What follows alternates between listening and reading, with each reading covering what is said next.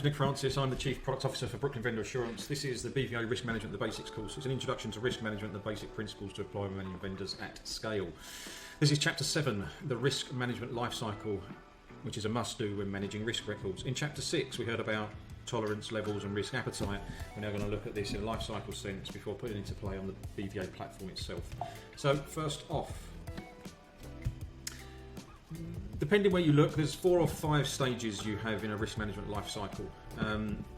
Typically it starts with an identification phase before moving on to analysis, where you want to evaluate and rank the risk back to what we spoke about earlier, tolerance levels and risk appetite. That's commonly what comes in here, before moving on to look at responding and treatment as to how you would manage the risk and respond to that risk should it happen, and the treatments that are involved there, before looking at a monitor and control. So you're happy that you've documented the risk to enough of a degree, and you want to move into a stage of just keeping that regularly under monitor and controlling that through a various number of mechanisms that we can come on to. In manual systems, so where you have no dedicated system for managing risks, especially in the vendor sense, it's really heavy from a paper documentation base, and also then being able to apply oversight to that is really challenging, from not only having these reams of documentation that exist, but also then finding out when the next action should be, where all the actions are against that risk, what's collectively being done to manage and mitigate that risk.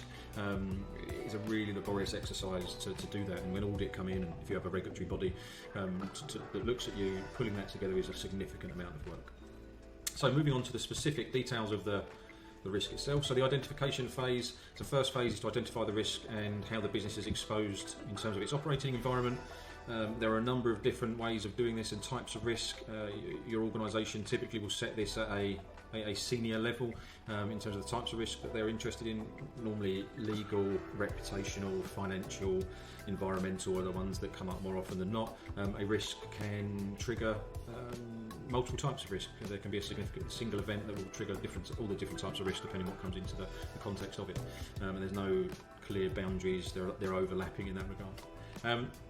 Through the identification, it's important to identify as many risk factors or triggers or symptoms as possible and document them in this case. If you are using a second line risk management solution that sits within the risk teams, if your organisation is big enough to enjoy such a dedicated function, these risk identifier could end up and should end up in that central system, and it's something that BVA could feed into, which we'll come on to at later stages in Chapter 8. The advantage of that is that you have very clear line of sight and ownership as to what the risks are, and visible for every stakeholder, and for those individuals that are required to manage them, that is clear for what they need to do. Equally important though is that the detail is not restricted, is not locked away. It's quite clear for anyone who needs to see them or manage those risks or is entitled to it, they can have access to it, and all the systems that you use should be able to give that accordingly. This is akin to earlier in the course, you'd have seen us use this icon to represent a risk. So anywhere you see and you represent a risk that's created is the same context as the identification stage and the detail that needs to come in here. Next stage is analysis and evaluating ranking. So once you've looked at the identification, the scope of the risk must be determined. It's important here to understand the links between the risk and different factors in the organisation. So what's the symptoms, what's the impact, how does it serve against the objective, how serious is it, what will the severity be like? Will it actually cripple the business? Is there going to be just a minor inconvenience versus catastrophic failure? Will there, from a risk management solution perspective, how are you going to document and how are you going to include the map to larger strategic top-level risks, policies and procedures and business processes? Have you got a already mapped risk framework, which is a la that grid that we went through, and how you'd manage that, and how you document and diagnose the far-reaching effects of each risk? How do you rank and prioritise? So how do you look at this risk in a context of every other risk that there is, and look at it in order of working on the most impactful severe risks first? And it's important that you look at this in a sort of holistic perspective, a holistic view, to know that across your organisation, what is your risk landscape and what is your risk stock telling you? Are you at significant risk? Are there just a few risks that need to be managed that are significant? And this is a macro level view that this scoring of an individual risk will contribute to. So if you score all individual risks and analyse them effectively, you'll get a position of looking at your whole risk stock and risk assessment across the piece. You'd have seen, move my lovely face out of the way, you'd have seen this earlier on in Chapter 6, This is essentially the part what means evaluate and rank. You'll do that against a similar matrix, as you can see here, through a defined score, impact and probability assessment.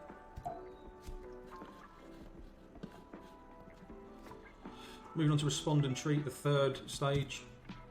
So the idea being that you need to treat the risk to either eliminate it or contain it as much as possible. This entails contacting or connecting with every stakeholder that's required to manage this risk manually, where you haven't got a system, or through a system to talk about the risk and the issues surrounding it and how that can be mitigated. The problem, if large, can be broken down into all manner of different systems, different email threads, etc. This is where you really need a platform to be able to tie it back together and add all those files and discussions and approvals and opinions into a central log for analysis, and then updating of the record. Then using that central solution, you can then fire out the necessary updates to stakeholders, either be it through notifications, actions, or agenda items for next meetings to be discussed. You need to make sure at all stages that you're keeping management informed as to where you are with said risk and how the progress is being made in line with what's in the system and how that's being documented. And then clearly communicating out where you have a system, the link to that risk, to be able to get a view of what that position is of that particular risk at any point in time. Drawing you back to earlier in the course, the sort of things that come in the respond and treat section of managing, or the stage in a life cycle, is represented by that icon earlier. So we're talking about the symptoms and the triggers, etc., that are many in terms of the things that could trigger a particular risk. Before finally coming towards the end of your managing of this risk and through its life cycle into monitor controls, you've done as much as you can to treat this risk, either to the fact that it doesn't happen anymore, or it's a residual risk score and thus it's mitigated as much as you can. You need to monitor and control that. So it's key to see that not all risks can be eliminated. You can just mitigate them or treat them in various ways. Some get to a point that's as much as you can do, and if you want to continue doing business in the way you are, because the benefit outweighs the risk, then you just accept that and then monitor control it to make sure you keep it managed in that way.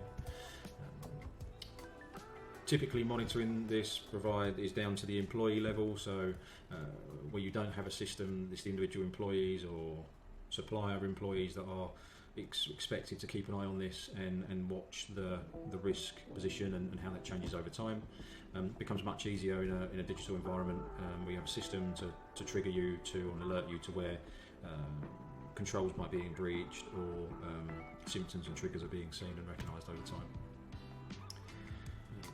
If that is the case and that's breached, there's obviously it needs to be made visible to everyone. So you're in the monitor control stage. If something untoward happens, then that needs to be acknowledged and the alarm raised at that point in time to say that risk is potentially crystallising or potentially on its way to becoming an issue or has become an issue. And then where it has become an issue, then it needs to be managed outside the risk environment as an issue. Right? It's no longer a risk, as we said earlier. It's now an issue. Monitoring your risks is a large part of ensuring business continuity and making sure that takes place. The main things in monitoring and controlling is looking at the actual risk, how it crystallises and the potential of it becoming an issue, and anything untoward happening to the obligations or the objectives that you outlined at the beginning. So, final part. So when is it a right time to create a risk? When should you create a risk? Is there a definable point at which this should happen? In short, no. Anytime you can capture a risk, at any stage of the life cycle. What you saw here is it pre-contract, is it in contract, is it post-contract? It could be at any point in time. There's some common situations that might occur that you might well recognise. So the first being pre-contractual due diligence typically takes place, and it includes a risk assessment process. That risk assessment process will, more often than not, produce several identified risks of that engagement with that said supplier or vendor. They can be then added before onboarding or at onboarding into the risk log, and those risks tracked accordingly as part of the life cycle. It's then not uncommon for events to happen whilst you're in contract that lead to additional risks needing to be documented and added.